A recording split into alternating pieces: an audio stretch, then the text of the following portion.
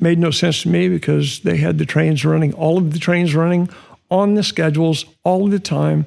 And I would go in for days and drive trains with not a single passenger on them. Wow. I'd drive them all day long. It sounds almost like a sci-fi flick or something. Dude, driving empty trains. In every platform you pull up to, no one on it. Yeah. No one's getting on, no one's getting off. And it really was. It was going along. You're thinking, man, this is the end of the world. Yeah. Where are we running to? Yeah, hold on to something good and true. You better believe. Welcome to the Somewhat Helpful Podcast. So glad you are joining us today.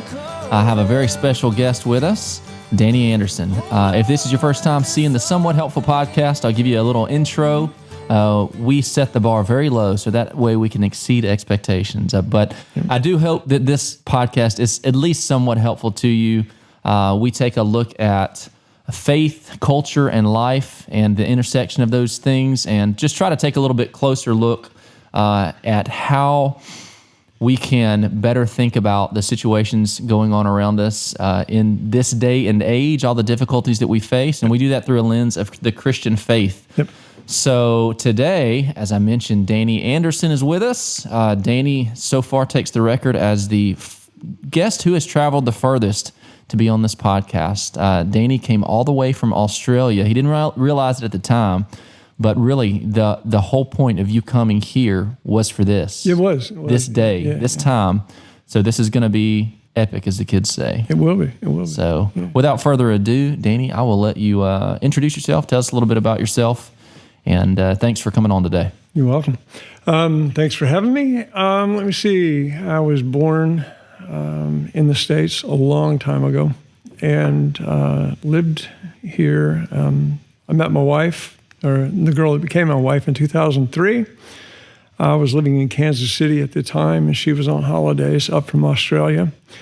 And we just kind of hit it off right away. So we ended up traveling back and forth for a couple of years. And in 2005, we made the decision to get married and to live there. So I moved to Australia in 2005 in February, I believe. Had you ever been there before?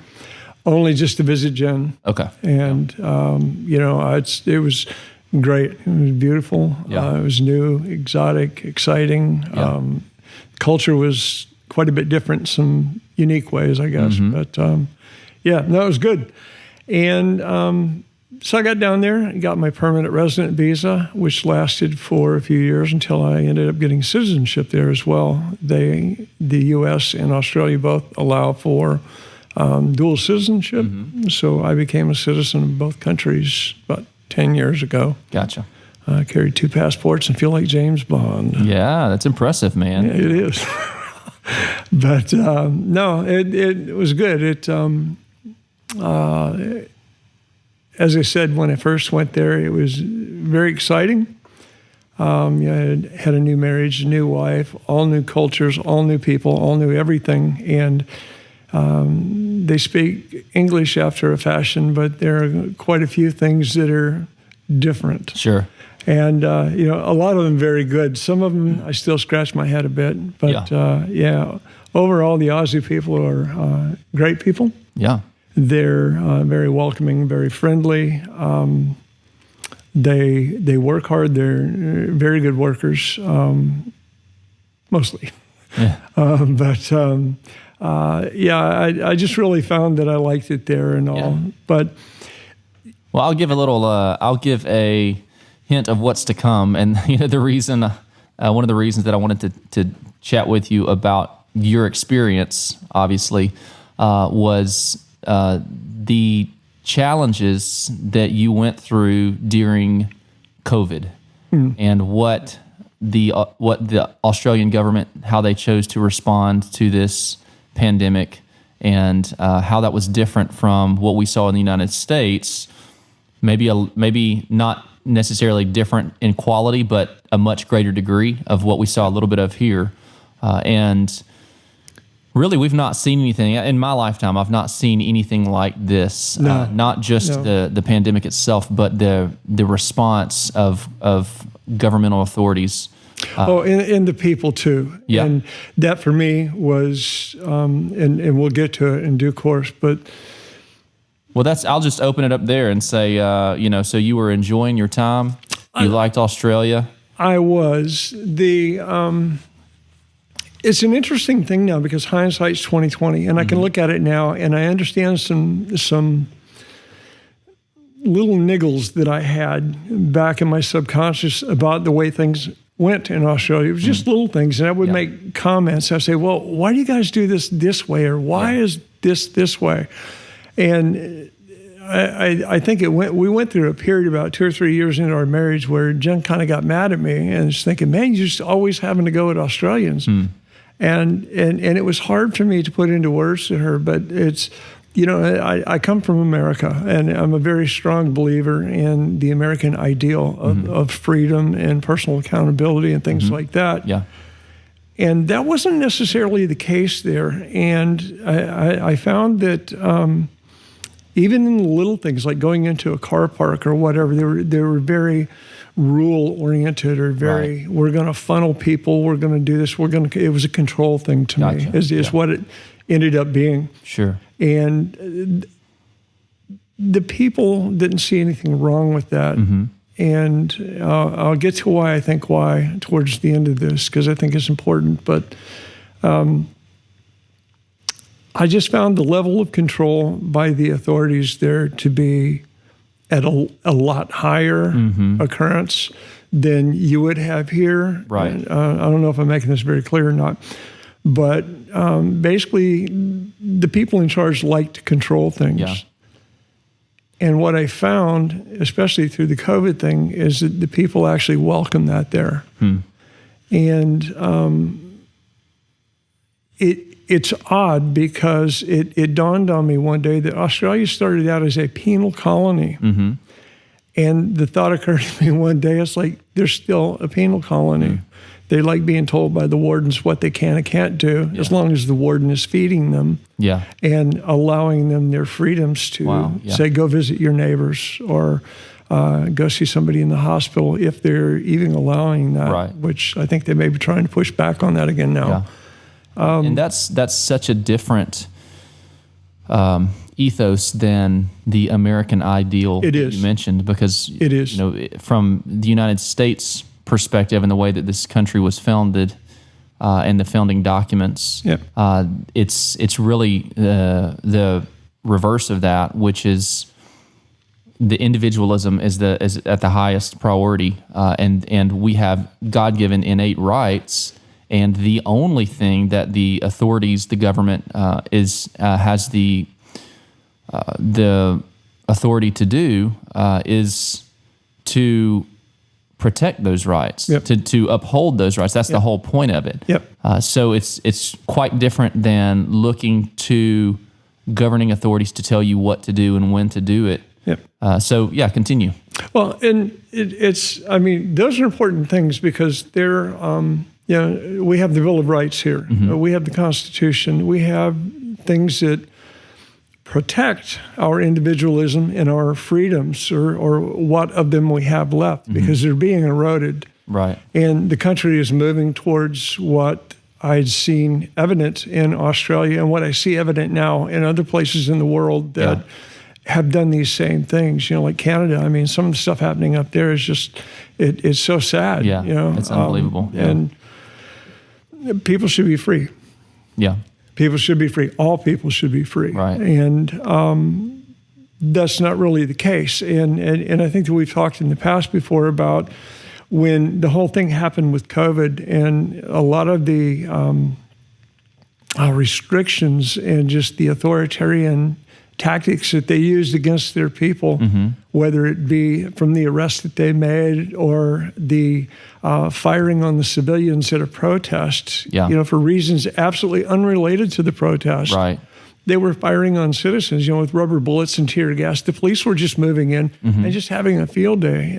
There's video after video after video of people getting bashed, and I mean brutalized by the police down there. That's right. Just for going and protesting. And these were not protesting. It's quite different than the Summer of Love protests that we 100%. Saw here. These weren't smashing windows and vandalizing. This was literally a peaceful march to from what I saw, to say, hey, it is not right to force me to take some sort of medical procedure against my will, Well, or to lose my job, or whatever the or to be locked in your home. That's to not see a loved one. I can go through a number of different examples, but that's exactly it. I mean, they put us under such strict rules, and the punishments were so over the top. It's like getting back to the protests and that. We had the BLM protests and all that down there just prior to the COVID stuff coming in. And the police would stand back and the government would stand back and let people paint on statues. And, it's not as bad as it was here in the States. Right. But for there, it was just like nobody that I ever talked to could believe that they were allowing these things to happen. And there was nothing done. There were no repercussions for any of these things. Yeah. But then several months later, the COVID thing hit, and people started going out and protesting for just exactly that. I should be allowed the choice of what I'm going to put in my body or not. And I should be able to keep my job while I wait to make that decision after these things have been proven. Yeah. And the government was stepping in and forcing businesses to do things so that in the end, the government stepped back and said, well, we never told you to do that. We just suggested it. So they absolutely abdicated themselves from any responsibility for the things that they forced onto employers. And it was a mess. But yes, the difference between the protests, you go to a BLM protest and people were damaging public property, leaving rubbish everywhere, just acting poorly. You go to, say, one of the COVID protests, and Jen and I went to several of them. And there were so many things wrong with it because you would go, and these would be families out there with their kids. Yeah. And we would get together and we would talk, and there would be 20, 30, 40, 50,000 of us meeting in the square. The police would stop the roads. We'd walk around a circuit and come back to the same park that we started at. Right. Everybody would pick up their rubbish and go home. That was it. The government had worked a deal with media down there. Yeah. And so when they would report it, we would go to this, and we'd see 50,000 people easily. And you go home, and they would be reporting, there were 3,000 to 5,000 people there today, and these people were doing this bad thing over here, and these people were doing that bad thing there. It's kind of like the shootings down in Victoria. They started shooting at the COVID protesters because of something that two Aboriginal protesters protesting something entirely different. They set some tires on fire as part of a protest by the War Memorial. And there was just trash and rubbish all around that area and all, but they opened fire on everybody. Wow. Yeah. And there are families out there, and these are peaceful people. So like with rubber bullets? Rubber bullets, tear gas. Right, but if you've seen they would go in with the clubs and dashing. Yeah, and that's to that point, I saw quite a bit of video of the chaos and the. I remember one sticks out in my mind. I think it was someone who didn't have a mask over their face, so they literally got pounded, by the batons of the police down there, and it wasn't just one. I saw several. But the thing is, I didn't see any on mainstream media. Zero on the mainstream news. None. You had to pick them up on social media before they got taken off because they worked a deal. Now as we're seeing like the stuff with Twitter and Facebook and everything else with our government here, the same thing was going there. And with the media. The media, my understanding was that the media got a moratorium on all taxes or whatever. So they basically got paid to report the government line. All right? Yeah, it's state propaganda, and that's where we're headed as well. And if honestly, when I have conversations one-on-one with people, that's one of the first things and strongest things that I recommend is stop relying on what you see on mainstream TV as a news source, because it's not reliable. It's fully unreliable. And it took me probably 5 years to really come to that conclusion. As I'm almost 40 now. And it was really in my 20s that I began to listen to some sources of alternative media, talk radio, some different things, and listen to some ideas that I'd not been exposed to before. I read some books by Thomas Sowell and really started thinking about the world a little differently, a little more correctly, I would say. And as time went on from there, and I found a different frame of reference, then I was able to look more critically at the media stories that I saw and the news articles and what I saw on CNN, NBC, ABC. Go down the list. And Fox News used to be an outlier, but it's not as much anymore. No. But even that, I don't watch any TV for media anymore. It's all third party. It's citizen journalism, social media sites. So not to go too far down the rabbit trail, but I did want to point that out for anyone listening, that if you are still relying on mainstream sources for your news, you can guarantee that you're not getting an accurate picture of what's going on in the world. Guaranteed. And I would like to do actually a podcast or maybe more. And I thought this would be so easy. I could pull up any mainstream news site, and I've done this before just on my own as a test. But say to pull up MSN.com, MSNBC or NBC or whatever, CNN, and look in the headlines, you can immediately see a bias in the headlines. Yes. And as you read through,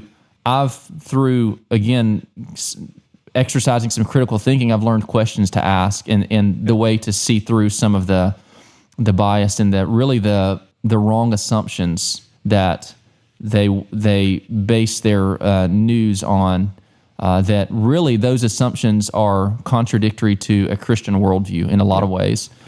So hopefully I'll do that in the future. But just so continue on. So you saw some of that firsthand. Yeah. We were at some of the protests, and again, I use that word as an American. It almost bothers me to use that word because they weren't protests. I mean, they were, but in a very civilized sense, because you're just walking along, and dude, they'd be singing Australian songs, Australian rock songs. They'd be singing the national anthem. They'd be doing stuff because they're just out there just saying, hey, we're citizens, we should have a voice in what happens in our lives. And there were so many of these things going on. And like I said, Jen and I went to a few, and we know people that went to others. We have family members that went to others that would tell us the same thing. And so this was happening all over Australia.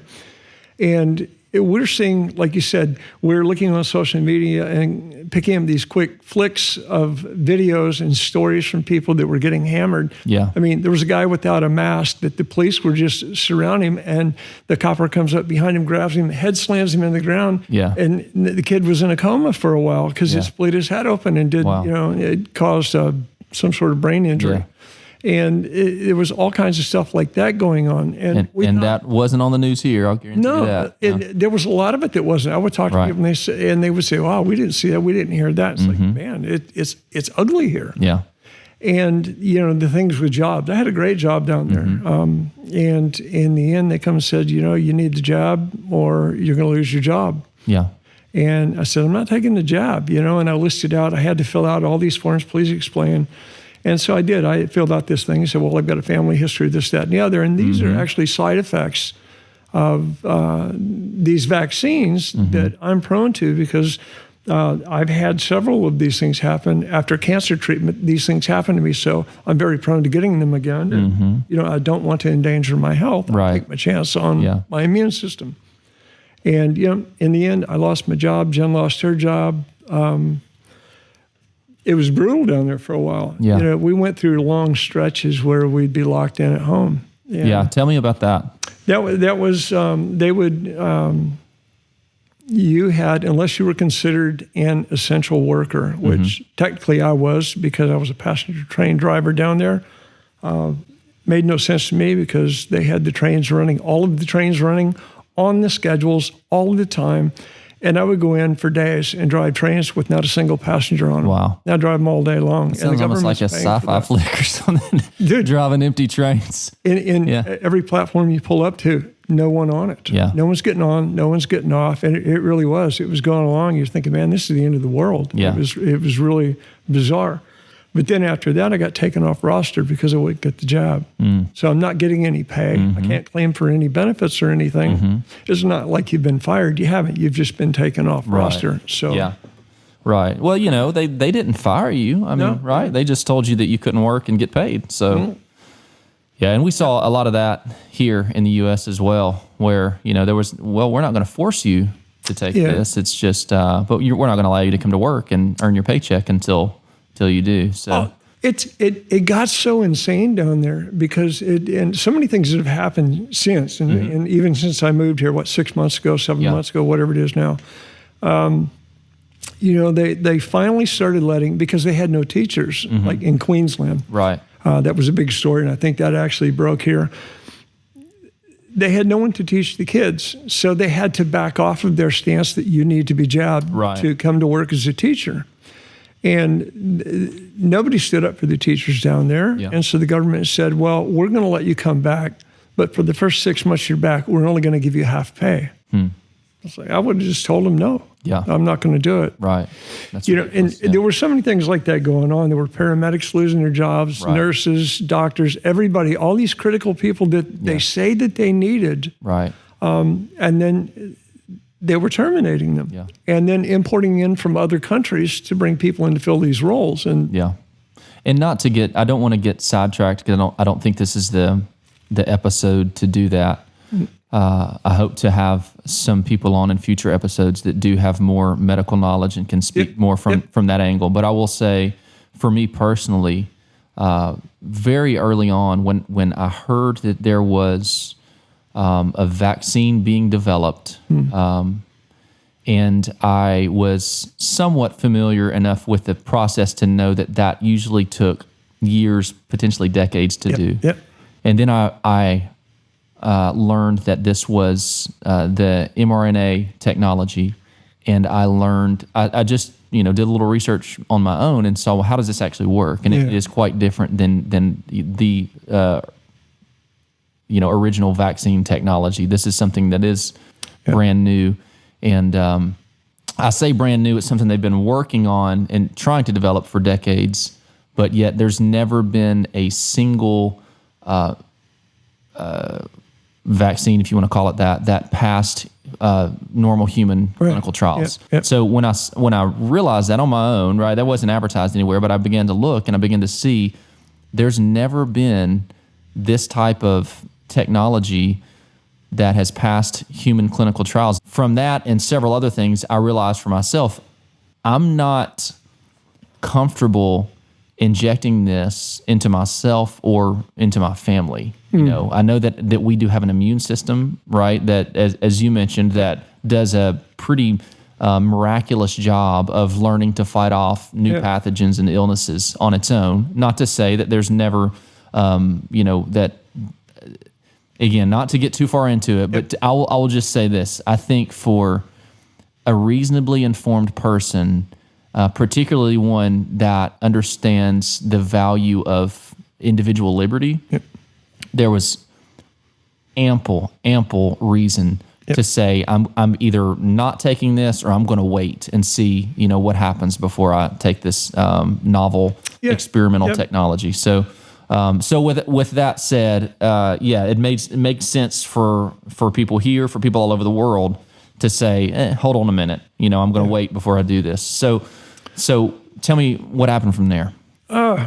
Well, we went back and forth, and we really, Jen's family is there, and most of my family is now passed away. I'm getting on in years, and so most of my family is gone. And we were trying to do what we could do to stay there, but more and more things kept happening. And that every time we'd see one of these things, it was just another brick being placed on our shoulders until the load got so heavy that even my wife had to bend down and say, we can't do this anymore. And for me, that point came when probably after the first year of the COVID stuff, there was a case that went before the New South Wales Supreme Court. Some paramedics, I think they were going to be let go because they wouldn't get the jab. They were seeing all these adverse reactions, and people were having problems, and the TGA wasn't reporting them. They stopped all the reporting on adverse reactions. And TGA is the Therapeutic Goods Administration down there, basically like the Department of Health. And they approve medicines and treatments and this, that, and the other. But at first they were taking the adverse reactions, but they got so overwhelmed so quickly that they shut it down. Wow. And even then, the reporting was about a week or two behind. Yeah.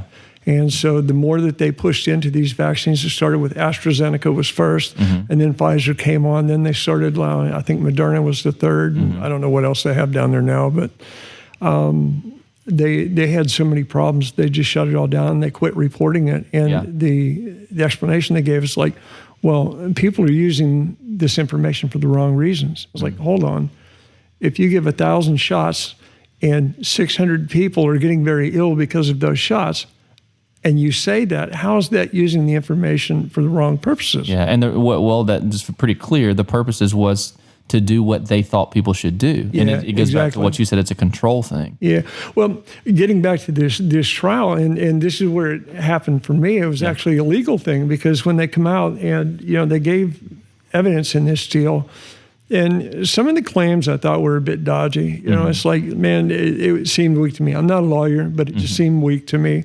And I don't fully understand Australian law as it runs, but some of the cases were very well laid out. They were very thoughtful. They were intelligent. They made very valid points. Yeah. And pointing back, again, to personal liberty, the right to decide what happens with you and all. And so when it finally finished up, I watched it and I thought, well, it can go either way. But several weeks after the trial ended, the judge, the Supreme Court judge, came out and read his ruling. And one of the very first things he says, you need to understand that this is Australia. This is not the United States. You do not have a Bill of Rights here. Wow. You will do what the government tells you to do. Yeah. And it's like, hold on. I'm not living like that no more. I cannot bow to that authority. Yeah. I'm not going to do it. And so Jen and I had big talk. Yeah. She was in tears for weeks, and we're just going, because she really didn't want to leave. Yeah. And her brother, they love Australia. My son, he loves Australia. I loved Australia for a lot of the things that were there. Yeah. But it was just this intrusion by the government like that, and they were just blatant about it. Yeah. And dismissive of anyone that didn't agree with it. Yeah. You told me at one time about the fines. Like you were give me an overview on that. We were locked down at home, and there you were allowed a 5-kilometer radius, which is roughly 3 miles. You were allowed out for 2 reasons. You go to the grocery store, or you could go to a doctor's appointment. So you were allowed out of that 3-mile radius? You could leave your home and go to that. And because if they caught you out of it, and they would pull you up where you lived, and they would tell you, and they would pull you up, they would pull you over, because they were stationing people all along the road, police officers all along the road. Checkpoints and stuff? Yeah. Wow. You didn't have to drive through things, but they would have cops sitting there, and if they saw somebody come by and they just wanted to pull them over, it was just absolutely arbitrary. Yeah. And they would do it. And they would pull you up, and they would say, why are you here? Are you an essential worker? Are you on your way to work? Are you on your way home? Are you on your way to the doctor? Are you on your way to a grocery store? And that grocery store had to be the closest one to you. Wow. So if you were across town, going to a Woolies across town, they would say, why didn't you go to one over there?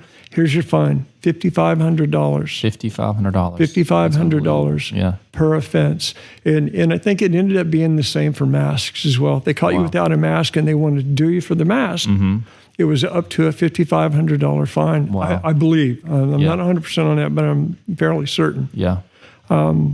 And the same thing applied.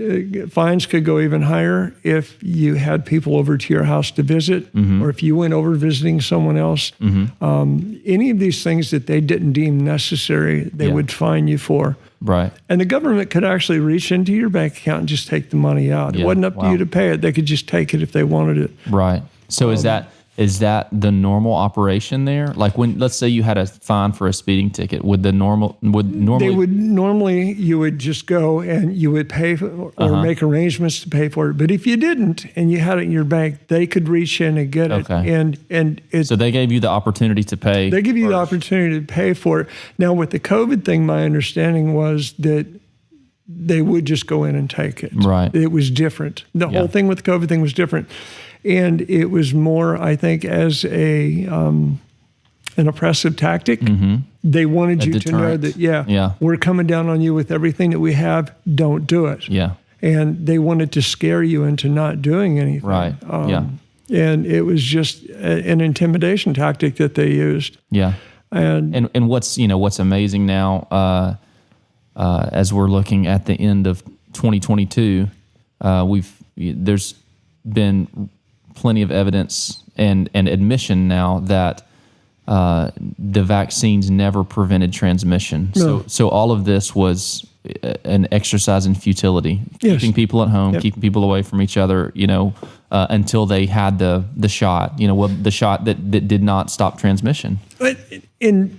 But they took it to the next level down Mm-hmm. there. It's like you would hear, say, okay, well, you can always go get a waiver. Right.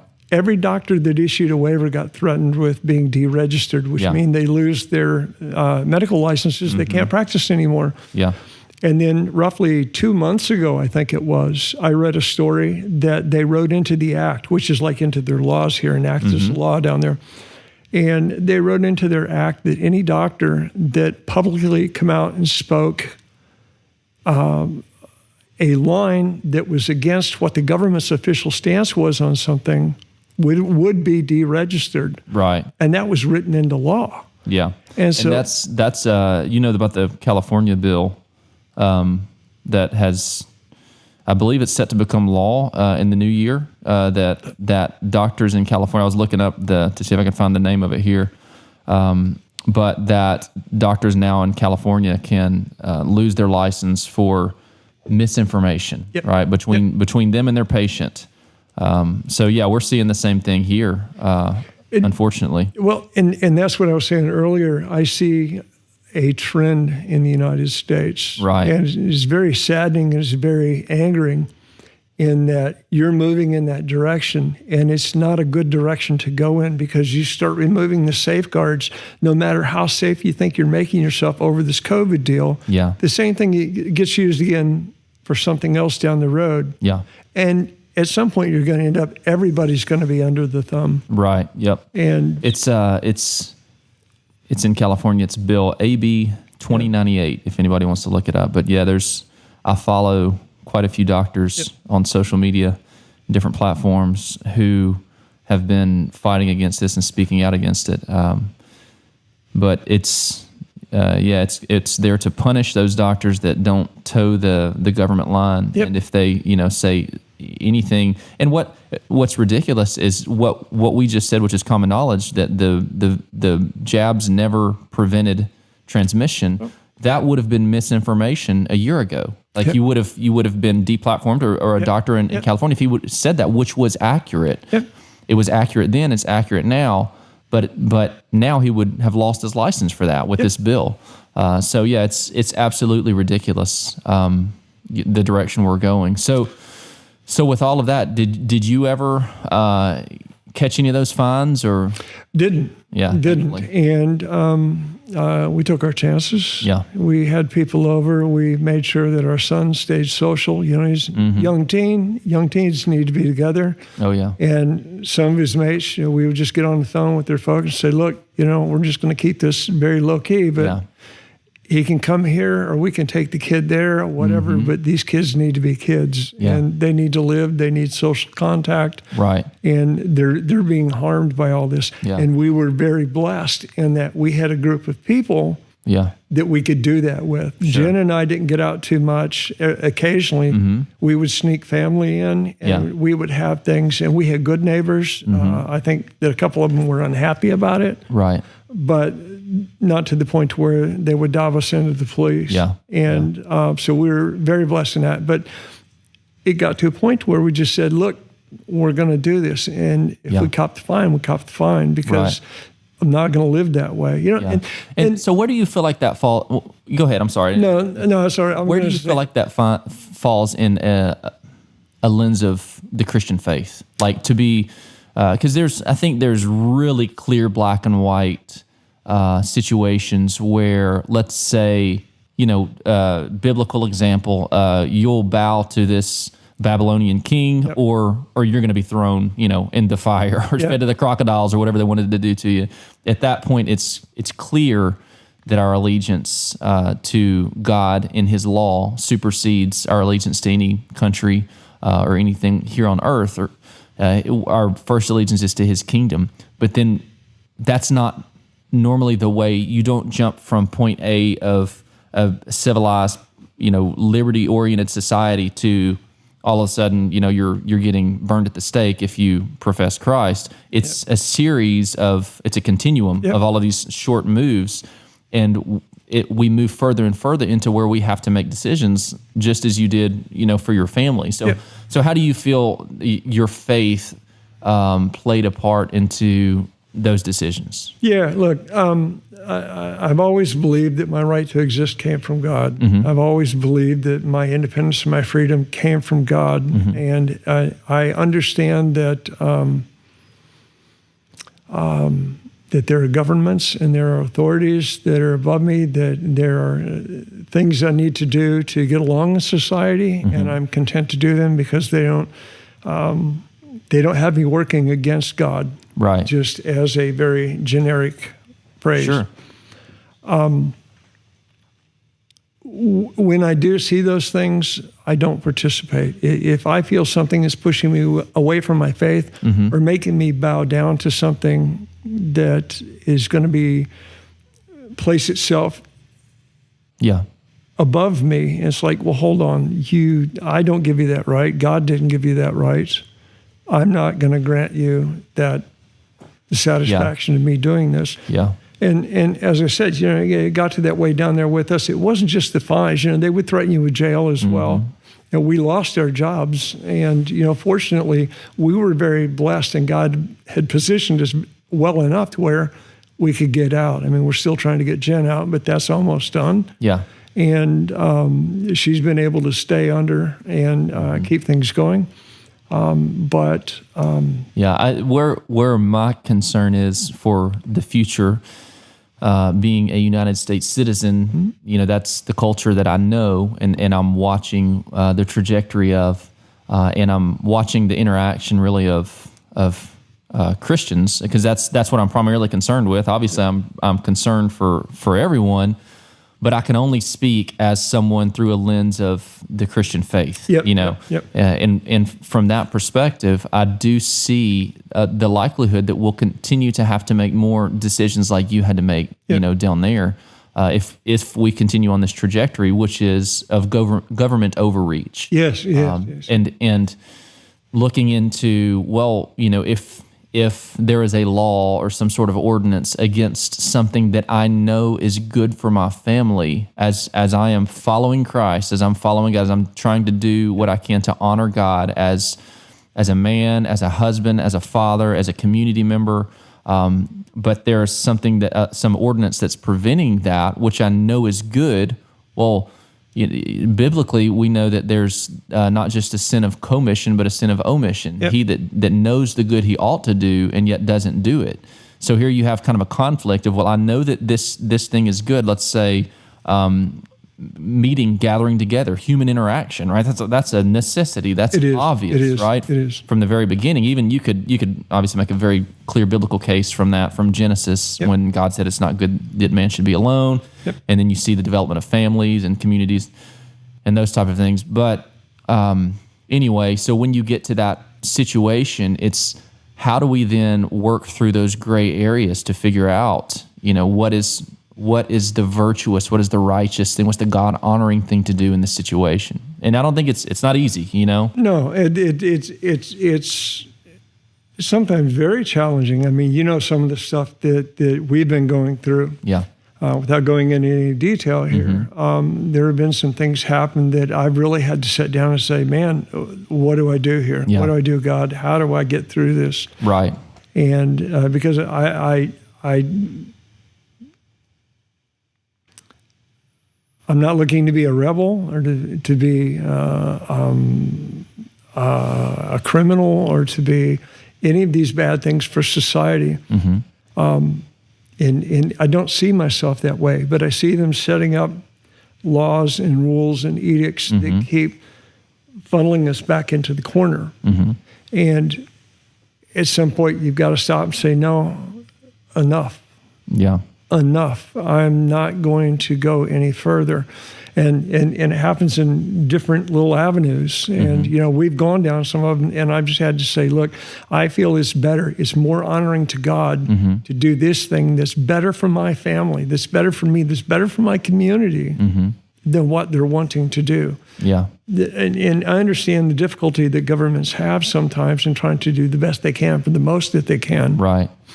But that's not always a good thing. Right. And is that even a biblical thing? Right. Is there a biblical mandate? The only clear thing that I've seen from Scripture is that the government doesn't bear the sword in vain, right? Like that they're to punish evildoers. Yep. And to tell me that you can unequivocally say that it is doing evil to gather together with my neighbor, Yep. In the midst of a pandemic or in the midst of some sort of unknown, right? The new emerging virus, that there's a lot of things about it unknown. Well, there's always unknowns in life. And sometimes it seems like there's more, sometimes it seems like there's less. But I think that there was clearly enough evidence along the lines what you were mentioning with your particular situation. I know from my perspective here, I had ample evidence to see that the direction that the health regulatory agencies here in the United States, what they were saying, what they were proposing, was not the best in every situation, and sometimes was clearly wrong. Yep. I won't go into it too much, but just suffice it to say, I watched, I believe it was the CDC, and I know the CDC for one. I watched on Twitter some of the tweets that they put forth that I had seen contradictory evidence for, or I knew that they did not have the evidence to say that this was safe. For example, for pregnant women, when they were, I have a screenshot of a tweet from the CDC, I might have shown it to you, where they're advocating that pregnant women should get the jab, that it was safe, safe and effective, right? Well, I knew because my wife was pregnant at that time, during the very beginning of this. So I looked myself to do the research and realized that pregnant women had been excluded from these trials, as they normally do, right? Because pregnancy induces all kinds of different changes in the body. So they normally exclude that because it's a safety risk. So I knew that what they were saying, that they didn't have the correct evidence to say that was true. So in those types of situations where what's being told to you is false or incomplete, and you have evidence to show that some other thing for you, yourself, your family, your community would likely be a better decision. It gets difficult, I think, in those situations to know when civil disobedience is the correct thing to do. Yep. I mean, and you're sitting here looking at, for me, I'm looking at things like I can't go to a nursing home or a hospital to visit a loved one. Right. All right. I can't go to church. I can't go to anything. Except I can go to strip clubs, or I can go to bottle shops, or I can go to some clubs, as long as they were the clubs that government people like to go to. They left those open. Did they do that in Australia too? They did that in Australia too. Wow. Yeah. So that was worldwide. It was. And it was like, as long as it's a center of vice, we're going to let it go. You can go do that. And it's like, hold on, you're starving people spiritually. There's some people that can do just fine on their own for a time without having to go to church or whatever. But there's some people that need that, and especially, I would say, new Christians in that. They're just really trying to find their way and really struggling. Old Christians that don't have anything else. These people need to be in church. These people need to be in church every week, because for them, it is their lifeline. It's what gives them purpose. And it's a command. It's a command. Do not neglect the gathering of your assemblings of yourselves together. We are created for that. We need to encourage one another. We need to hold each other accountable. And when you've got a government standing here saying, you can't go do these things that are good for you, but you can have all you want of the stuff that's bad for you, dude, that's not a red flag. That's a red planet. Yeah. All right. That is such a huge thing. Yeah. It goes hand in hand with the lack of liability for the junk that they're pushing. Yeah. It's all of these things, and it's like all of the things that they hide, all of the things that they take away and won't let you talk about. Yeah. When you're doing all of that, the conversation is very one-sided, and I don't want to be part of that conversation. Therefore, I'm going to go back. I'm going to pray on it. I'm going to think about it. I'm going to do my best to honor you, but God comes first, and I'm going to do what takes care of my family because that's my responsibility. Yeah. And we're going to do the things that we need to do. And if that violates your laws, then I'll suffer the consequences for it. Because I can stand before God and say, I've done what you put me here to do. Right. And I've done my best with it. It wasn't perfect, but it was my best. Yeah. And it's, I can't go into Scripture and point out 88 different things of why the government's wrong. I can just look at it because I'm not smart like you. I just have a little time. We could probably figure out about 88 of them. But we won't do that today. No. They're in there. Yeah. They're in there. Yeah. But it's God comes first. Right. Not the government. Yeah. And the difficult thing about this life is that we do not live by formulas. We live by principles. Yeah. And those principles can be difficult to know how to apply those principles in certain situations. First, you have to know the principle. You have to understand what God created us to do and who He created us to be.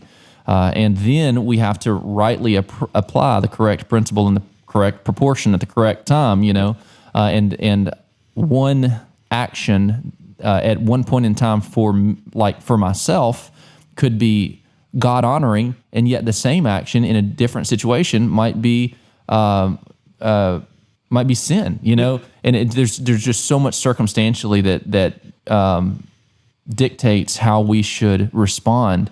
And I think that's one of the reasons that God put so much emphasis on the Holy Spirit coming to be our counselor. Yep. If you notice at the end of Jesus' life, how seriously He talked to the disciples about the coming of the Holy Spirit. Like, that was obviously a very important thing, and told them to don't go anywhere. Like, you stay here until that happens, because you need that guidance, you need that direction. And I would say more than ever today, we need the principles of the Word, but we need the presence and power of the person of God living in us to rightly apply those principles and to think wisely about those things. Yeah, absolutely. Especially given back to how we started all this, and how corrupt media, governments, et cetera, et al. Ad nauseum are. Yeah. They have their best interest at heart, not yours. Right. And God said, you need to take care of yourself. You need to take care of the things that I set before you to take care of. Yeah. And if you're focusing all your time and energy on that, you're not getting this done. Right. And it just, I don't know, it's all my life I've heard, I'm not made for this world. And so I never understood that.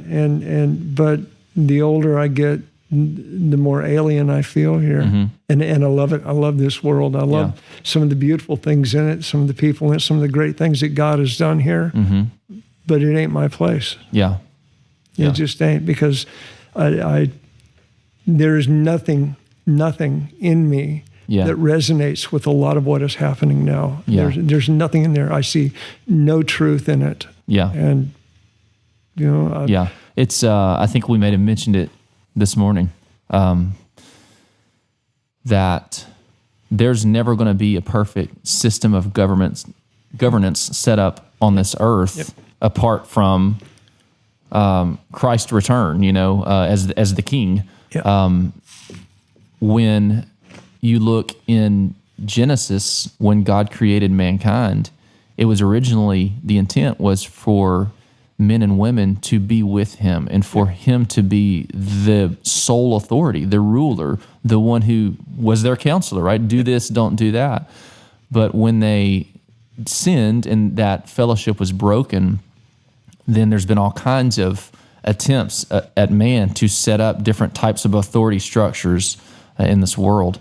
But none of those are going to be sufficient to contain the evil that we are so drawn to, as humans. But I think there are definitely some that work better than others, and we should strive toward those. And we shouldn't, especially as Christians, we should be informed enough to understand what those are and not naive. And we should advocate for the things that alleviate human suffering in this world to the greatest degree possible, because I think that's the heart of God that we see throughout Scripture is He doesn't want suffering. He doesn't want death and famine and these things. Those don't please Him.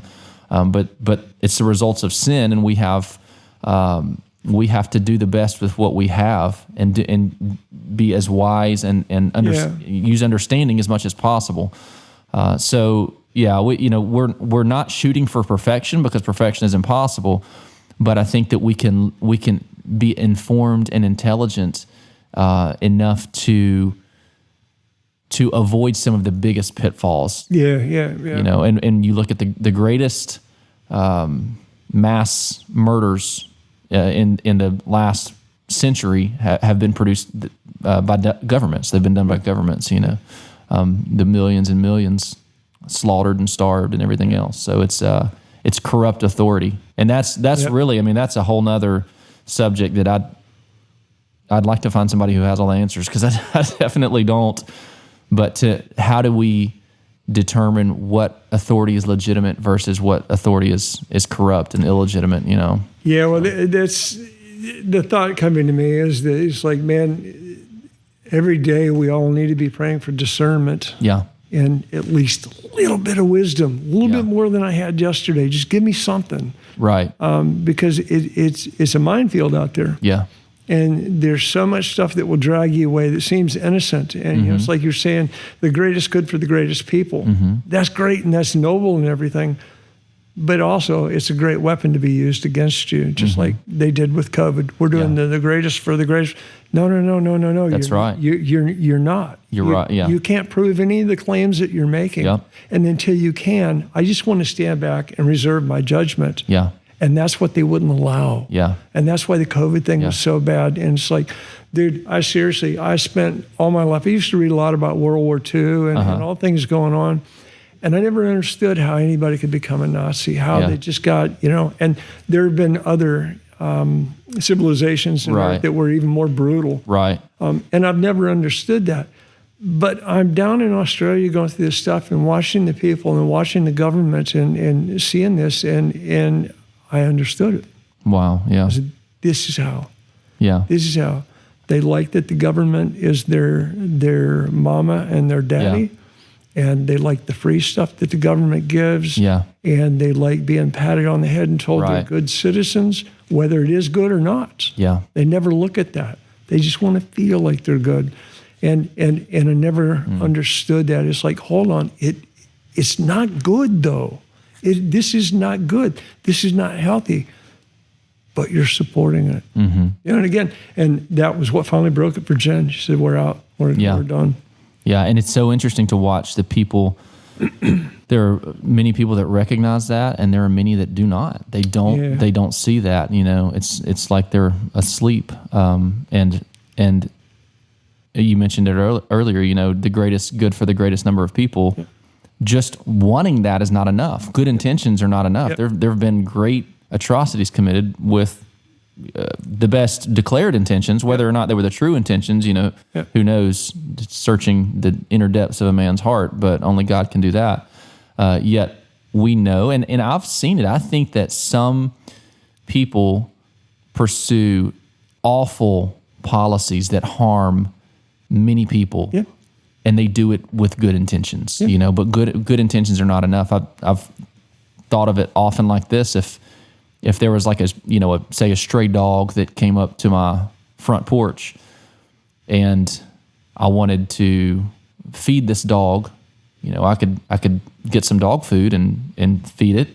Or if I saw a bag of something else that I didn't know what it was and I poured it in there and gave the dog a bowl of food and it turned out to be rat poison, well, my good intentions to take care of this animal would not have been enough, I could literally do harm to this animal, and that's what we see, I think, to a large degree in many societies across the globe, the United States included today. That there are those that declare their best of intentions. How sincere they are or not, I don't know. But regardless, that is where I've seen, I believe as followers of Christ, I think we are called to be not naive, to be, as wise as serpents and innocent as doves. That means we're not naive about the way that the world works and the incentives and the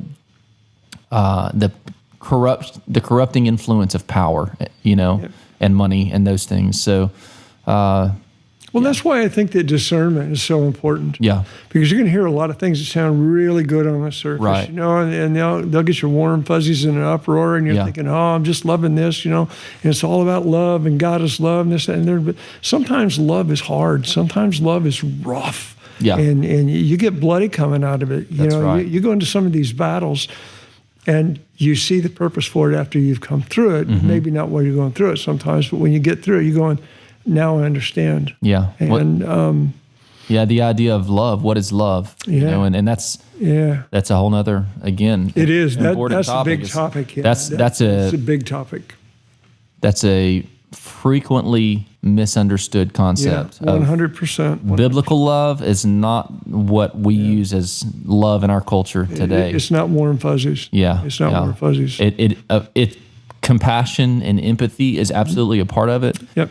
Truth is absolutely a part of it. 100%. Honesty is a part of it. So it's, God's love and what he commands us, the way that he commands us to love, agape love, the selfless love, concern for the other, is quite different than the way that term gets bandied about today. So you got anything else to add before we wrap it up? No. Yeah, I think we've solved several problems of the world today. We created a few more, but that's good. Well, hopefully this was somewhat helpful. Yes, somewhat. Yes, somewhat. Well, thank you so much for joining with us today on the Somewhat Helpful Podcast. Like it, subscribe it, do all the things you're supposed to do on the social media channels, and we will check you next time. Yeah.